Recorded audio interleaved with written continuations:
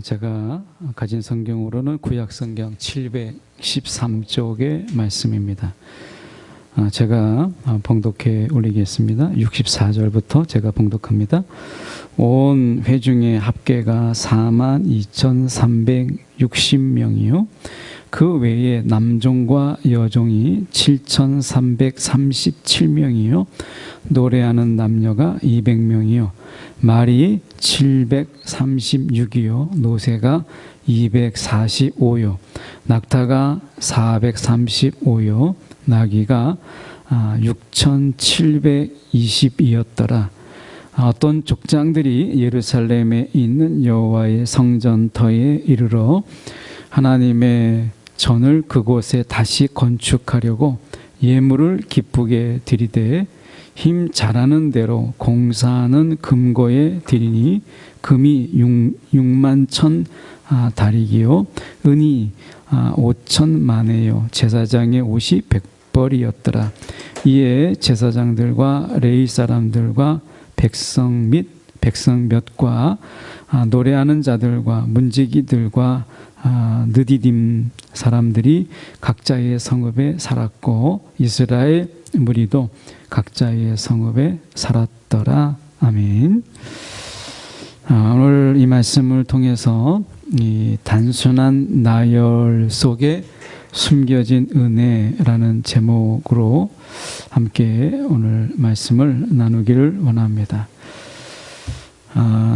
에스라서에 이 족보가 나오는데요. 이 족보들은 이제 바벨론에 끌려갔다가 다시 돌아온 자들의 수와 명단 이것을 이야기합니다. 그 모든 사람의 수를 명단을 다 기록한 건 아니지만 그러나 어떤 사람들의 몇 명, 어떤 사람들이 몇 명 이렇게 이야기함으로 인해서 그들이 어떤 사람들이 왔는지 하는 것을 대략 짐작하게 하는 그런 본문으로 되어 있습니다. 오늘 이 단순한 이 나열, 우리가 읽을 때에 의미가 없어 보이는 이 나열 속에 하나님의 은혜 또 하나님의 역사는 어떻게 있는가, 하나님은 어떻게 일하시는가 라고 하는 것을 저희가 보려고 합니다. 오늘 저희가 64절부터 70절까지 읽었는데 바벨론에 끌려갔던 그들이 돌아올 때에도 경제적인 부분 속에서 여전히 편차가 심했다라고 하는 것을 우리가 보여주고 있는 본문이 저희가 보면 66절에 말이 736이다 이렇게 되어 있습니다. 그러니까 736이다라고 하는 것은 말은 누가 타겠어요? 귀족들이 타죠. 이 말은 이제 귀족들이 타는데 그게 736이라고 이야기하고 나귀는 누가 타느냐면 보통 대부분의 경우 이제 힘이 없는 그런 빈민들이나 또는 우리가 일반 서민들이 타는 것인데 그 나귀는 6,720이었더라 이렇게 되어 있습니다. 나귀가 훨씬 더 우리가 보면 많죠. 그러니까 말은 여전히 힘이 있는 자, 좀 권력이 있는 자 또는 귀족들이 탔고 나귀들은 좀 힘이 없는 그런 자들이 탔는데 나귀의 숫자가 많다는 이야기는 우리가 이 부자들보다는 어떻게 보면 우리가 일반 서민들이나 좀 힘이 없는 이런 자들이 많이 돌아왔다라고 하는 추측해 볼 수 있는 하나의 단서가 될 수 있는 그런 부분입니다. 더군다나 말씀의 65절에 보면 그 외에 남종과 여종이 있었다라고 이야기합니다. 그러니까 그들이 포로로 끌려갔다가 돌아오는 중에도 그들은 여전히 그들 중에 노예를 가지고 있는 남종도 있고 여종도 있는 그런 귀족들이 있었고 남종을 거닐고 여종을 거니는 그런 부유한 자들도 있었다라고 하는 것을 보여줍니다. 그러니까 다시 그들이 바벨론 포로로 끌려갔다가 다시 돌아올 때는 완전한 평등으로 돌아온 게 아니라 그들이 돌아올 때는 여전히 귀족은 귀족으로 돌아왔고 일반 서민들은 서민으로 돌아왔고 그래서 중간에 물론 이제 어떤 상업이나 아니면 영업을 통해서 뭐 부자가 된 사람이 있는지는 모르지만 중요한 것은 여전히 귀족과 그렇지 귀족이 아닌 비귀족의 사람들로 나눠지게 되고 여종과 남종이 거닐 만큼 그런 부유한 자들이 있었다라고 하는 것을 보여줍니다. 그러니까 예루살렘의 이 성전의 재건, 이 재건 속에서 완전한 평등, 그리고 그들 속에서 완전한 어떤 같은 동등된 입장에서 이 성전을 건축하는 것이 아니라 적어도 경제적인 규모에서는 차이가 있었다. 그러나 하나님께서 이 경제적인 어떤 이 가지고 덜 가지고 많은 걸 가지고 적게 가지는 이런 경제적인 많은 차이가 있음에도 불구하고 같은 마음 때문에 결국 하나님의 성전이라고 하는 것을 건축하기 위해서 그들은 모였다라고 하는 것입니다. 더군다나 오늘 말씀 속에서 보면 이방인들도 있다라는 것을 보게 되죠. 70절에 보시면 이에 제사장들과 레위 사람들과 백성 몇과 노래하는 자들과 문지기들과 우리가 느디딤 사람들 이렇게 돼 있을 때 이건 이방인이잖아요. 그러니까 이런 사람들까지도 성전을 건축하기 위해서 성전을 건축하고자 하는 모든 자들은 그게 노예가 됐든 아니면 귀족이 되었든 아니면 일반 서민이었든 그들이 다 와서 같은 목표를 가지고 모였다라고 하는 것을 이야기하는 것입니다. 그러니까 하나님의 이 공동체라고 하는 것이 무엇이겠어요?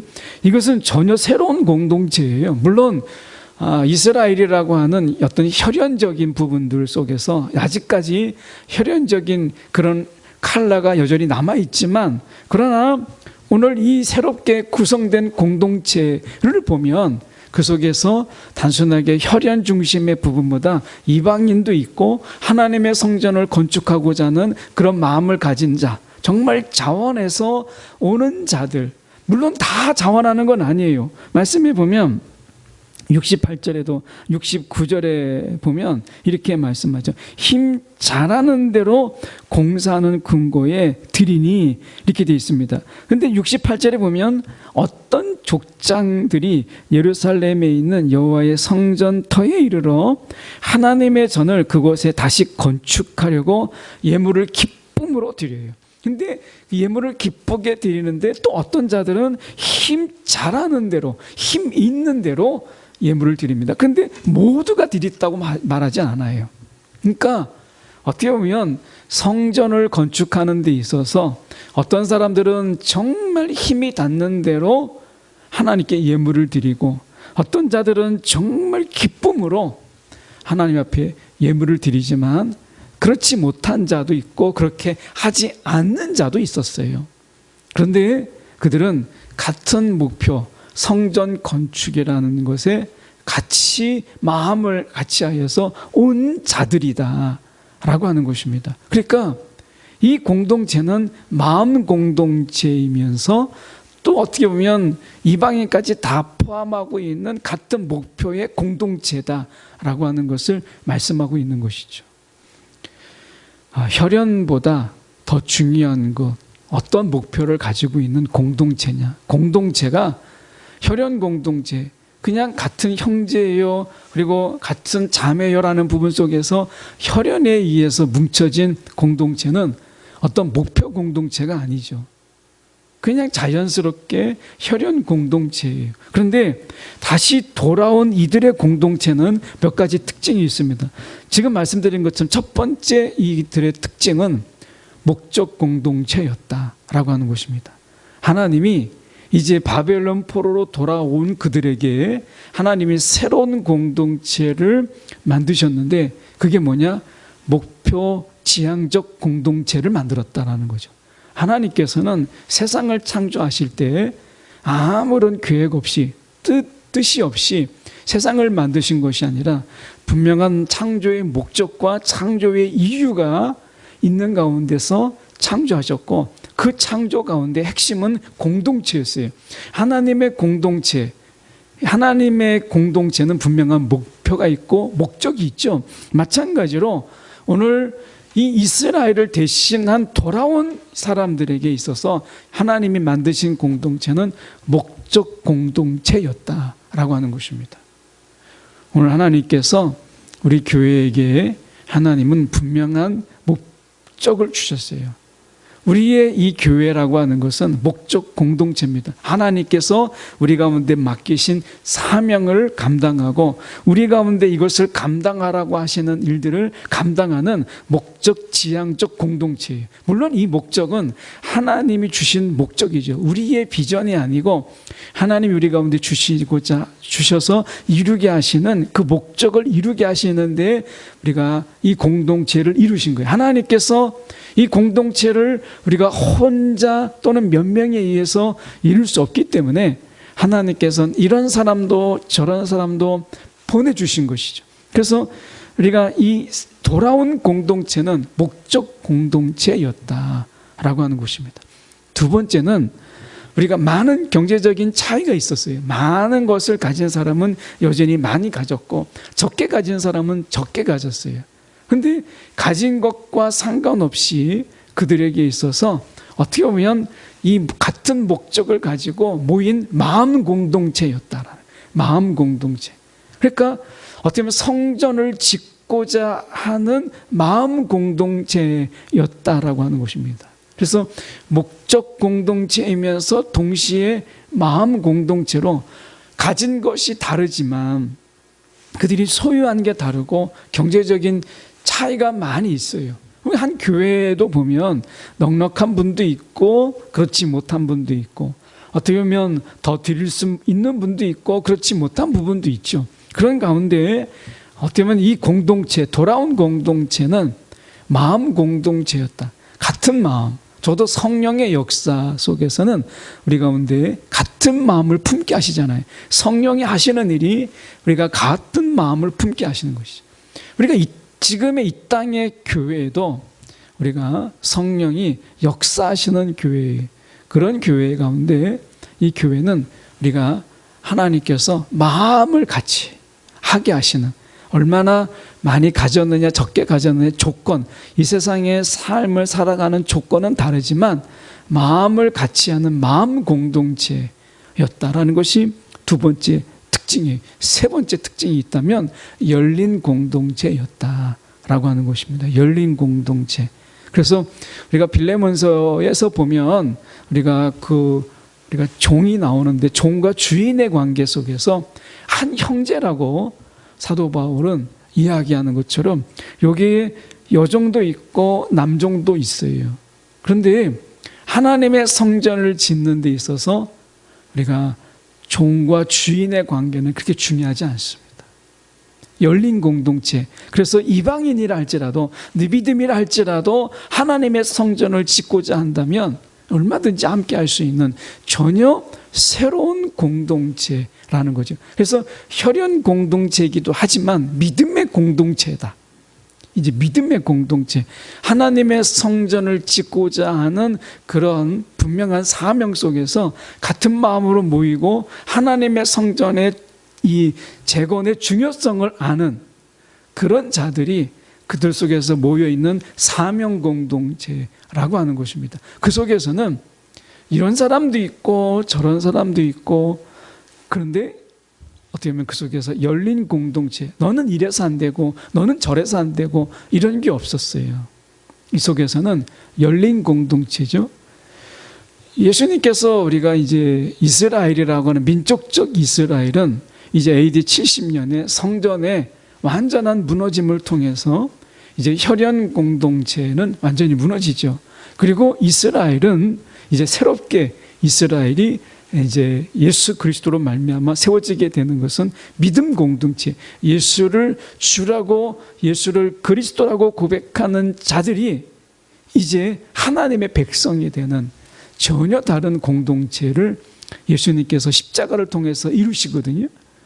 그 공동체의 태동이 오늘 돌아온 이스라엘, 돌아온 이 바벨론 포로에서 돌아온 이스라엘의 공동체를 통해서 예표적으로 보여주고 있는 것이에요. 그래서 이 예표적 공동체의 특징이 우리가 요약해 보게 되면 결국 이 공동체는 우리가 굉장히 열려있는 폐쇄적인 공동체가 아니라 열려있는 공동체, 약점도 있고 허물도 있고 뜻이 좀 다르고 성격이 좀 다르고 하지만, 그러나 하나님의 성전을 짓고자 하는 자라면 그 누구라도, 이건 사명 공동체니까 그런 사명만 분명하다면 누구나 참여할 수 있는 열린 공동체였다라고 하는 것을 말씀하고 있어요. 이게 지금 우리가 이 땅의 교회의 모습을 보여주고 있는 거죠. 이 땅의 교회의 모습을 보여주고 있는 거예요. 그래서 여러분, 우리가 이 공동체, 이 교회라고 하는 것, 이 땅의 교회라고 하는 것은 분명한 목적이 있어요. 이 땅에 분명한 목적이 있습니다. 주님이 다시 오실 예수님을 우리가 예비하는 분명한 목적이 있잖아요. 우리가 하나님 나라의 복음을 가지고 우리의 이 땅을 우리가 하나님 나라의 이 복음으로 더 주께 돌아오도록 하는 분명한 목적이 우리 가운데 있습니다. 물론 그 안에 친목도 있고 교제도 있고 사귐도 있죠. 그런데 분명한 목적, 그것은 하나님 나라의 복음이라고 하는 분명한 표대가 우리 가운데 있는 그런 공동체입니다. 그래서 교회는 세상의 동아리와 다르고 세상의 친목 모임하고는 분명한 차이가 있죠. 우리는 그저 교제만 하는 것이 아니라 우리 안에 분명한 목적이 있다는 거죠. 그래서 우리는 어떻게 보면 분명한 사명 공동체다라고 하는 것입니다. 이 속에서 우리의 마음을 모으게 하시는 것은 성령이세요. 우리의 마음을 모으게 하시는 것은 성령이십니다. 성령이 우리의 마음을 어느 때보다도 더 굳건하게 우리의 마음을 모으게 하셔서 우리의 마음이 흩어지고 우리의 마음이 나뉘어지지 않도록, 우리가 한 사람의 신앙을 우리가 보더라도 사단의 우리 가운데 하는 일이 무엇이겠어요? 우리의 마음을 분주함이든 초조함이든 염려와 걱정이든 그 무엇이든지 간에 우리의 마음을 사분오열시키는 것이 사단의 하는 일이에요. 그래서 늘 우리 속에 세상에 쫓기게 하고 이걸 하지 않으면, 지금 당장 하지 않으면 안 될 것 같은 이런 조급한 마음들, 염려, 걱정, 이런 게 우리 속에서 떠나지 않죠. 염려 자체가 죄는 아니지만 염려에 우리가 사로잡히는 것은 분명히 죄거든요. 그런 의미에서 염려가 사로잡히게 될 때 하나님의 관계가 멀어지게 만드는 것이 사단이 하는 일 아니겠습니까? 결국에는 우리의 마음을 쪼개서 온전한 마음으로 우리가 주님을 바라보고 온전한 마음으로 주님 앞에 경배하게 하지 못하는 이런 사단의 방해가 있는 것처럼, 하나님은 우리 가운데 온전한 마음을 하나님께 내어드리기를 원하잖아요. 하나님이 정말 받기를 원하시는 것, 저와 여러분의 마음이에요. 한 사람의 마음이 쪼개지고 나뉘어져서 마음의 한 부분만을 드리는 것을 기뻐하지 않으시는 것처럼 교회도 마찬가지입니다. 교회 공동체도 이 교회 공동체의 마음을 하나로 묶어서 이 한 마음된 이 마음으로 하나님 옆에 예배하게 될 때 하나님이 기뻐하시는 것이죠. 그래서 성령은 그 어떤 것보다도 이 공동체의 마음을 하나 되게 하시는 이런 것을 보게 됩니다. 초대교회의 사람들이나 우리의 지금 교회의, 현대 교회의 사람들이나 다른 건 없습니다. 여전히 이기적이고 때로는 굉장히 지극히 개인적이면서 어떻게 보면 자기 사랑에만 머물러 있는 그런 이기적인 부분들은 달라지지 않았어요. 초대교회의 그들이나 지금 현대교회의 교인들이나 다르지 않습니다. 다만 그 차이점을 가지고 온 것은 성령의 역사로 인해서 그들의 그 마음이 성령 안에서 하나가 되었다라고 하는 거죠. 이 성령의 용광로라는 표현을 씁니다. 그러니까 모든 이 분술물을 우리가 성령의 용광로 속에서 다 녹이고 태워서 이기적이고 굉장히 개인적이면서 때로는 남에 대해서는 무관심하고 무심했던, 어떻게 보면 전혀 관심을 보이지 못했던 이런 마음들을 어떻게 영적 분술물이죠. 이런 분술물들을 다 녹이셔서 성령의 용광로 속에서 다 녹이시는 거예요. 이런 티끌들, 어떻게 보면 세상의 녹과 같은 이런 것을 다 녹여버리는 것이죠. 이것을 녹임으로 인해서 우리가 용광로 안에서 온전히 순수한 철이 나오는 것처럼 성령의 용광로 속에서 우리의 마음들이 완전히 멜팅되는 거예요. 그 안에서 우리가 다 섞임으로 인해서 그냥 하나의 마음, 하나님을 향한 우리의 마음, 그거 하나만 딱 나오는 것이죠. 이들이 무엇 때문에 바벨론을 포기하고 왔겠어요? 왔지만 우리가 학개서에 보면 이들이 나중에 또 쪼개어지고 성전의 건축을 막 미루게 되고 그들이 전체적으로 성전을 건축하는 마음이 식어지면서 역시 그들도 사람인 것을 알게 되죠.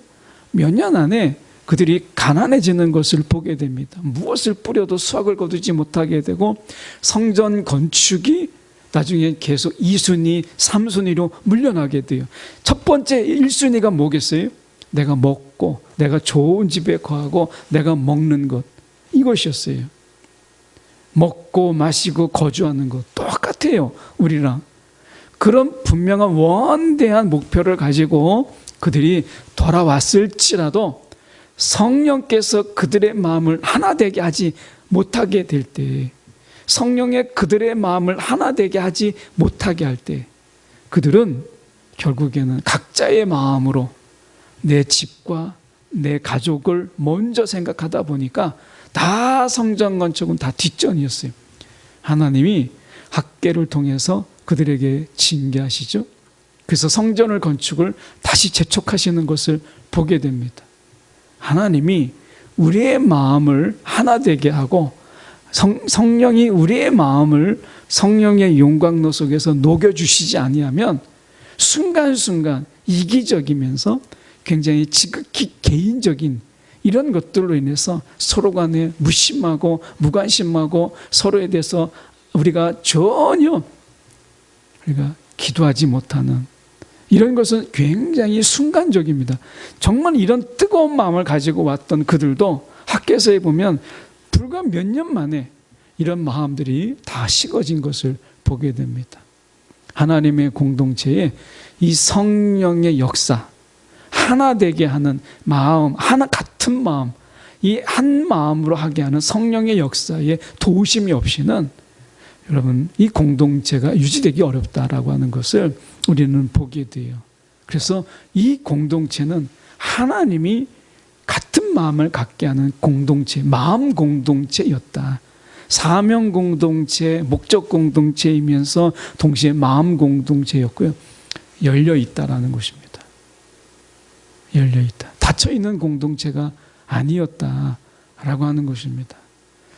오늘 어떻게 보면 하나님의 일을 하는 데 있어서 뭐 저 사람은 뭐 도움이 되겠나, 저 사람은 별로, 이런 마음이 가질 때가 있습니다.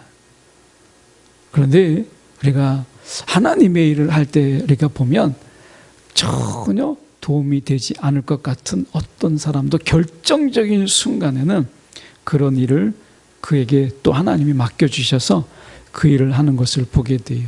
그러니까 여기에서 보면 우리가 지금 이렇게 성경으로만 본다면 예물을 68절에 예물을 기쁘게 드리되 다시 건축하려고 이런 막 마음이 뜨거워서 내가 있는 것을 막 하나님께 막 힘이 자라는 대로 하나님께 드리는 자도 있고 이런 마음이 냉랭함으로 아무것도 드리지 않는 자도 있죠. 어떤 자들은 우리가 10절에 70절에 보니까 노래하는 자들이 있어요. 노래하는 자들도 있고 어떤 자들은 문지기들도 있어요.